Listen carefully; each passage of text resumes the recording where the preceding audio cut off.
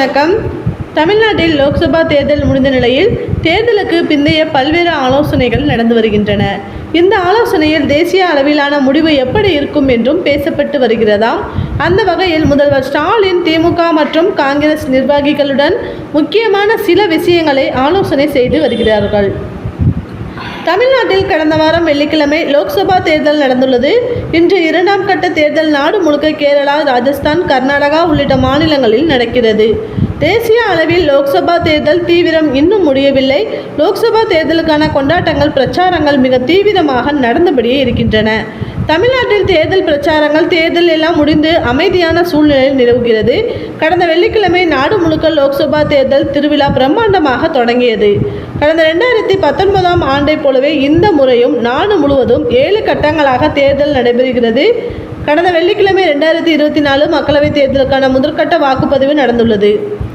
தமிழ்நாட்டில் 39 தொகுதிகள் மற்றும் புதுச்சேரியில் முதற்கட்ட வாக்குப்பதிவு நடந்துள்ளது. தமிழ்நாட்டில் மொத்தம் 950 வேட்பாளர்கள் களத்தில் உள்ளனர்.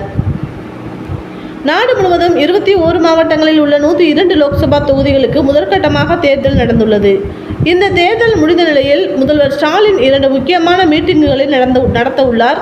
முதல் மீட்டிங் திமுக நிர்வாகிகள், மாவட்ட செயலாளர்கள், அமைச்சர்கள் இடையே நடந்துள்ள மீட்டிங். இரண்டாவது மீட்டிங் நேற்று காங்கிரஸ் தலைவர்களுடன் நடந்துள்ளது. காங்கிரஸ் கட்சியின் தலைவர் செல்வ பெருந்தகையுடன் முதல்வர் ஸ்டாலின் ஆலோசனை மேற்கொண்டார்.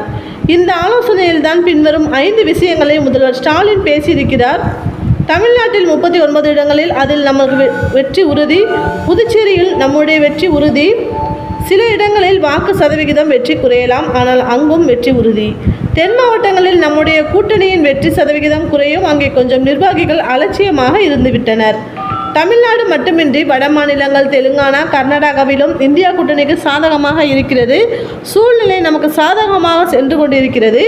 பாஜக பதற்றத்தில் இருக்கிறது. முதலில் 400 ஏக்கர் என்று பேசியவர்கள் இப்போது அதை பற்றி பேசுவது இல்லை.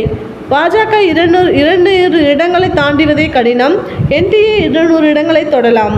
என்டிஏ 200 இடங்களை தொட்டால் கூட அந்த கட்சி ஆட்சி அமைக்காது. என்டிஏவில் இருக்கும் கட்சிகள் கலன்று கொள்ளும். வட இந்தியாவில் முக்கியமாக பீகார், மகாராஷ்டிரா, ராஜஸ்தான், மத்திய பிரதேசம் காங்கிரஸ் கூட்டணிக்கு ஆதரவாக மாறுகிறது.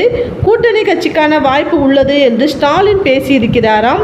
எனக்கு தினமும் தகவல் வருது. மொத்தமாக நிலைமை நமக்கு சாதகமாக மாறப்போகிறது என்று காங்கிரஸ் நிர்வாகிகளுடன் ஸ்டாலின் பேசியுள்ளாராம்.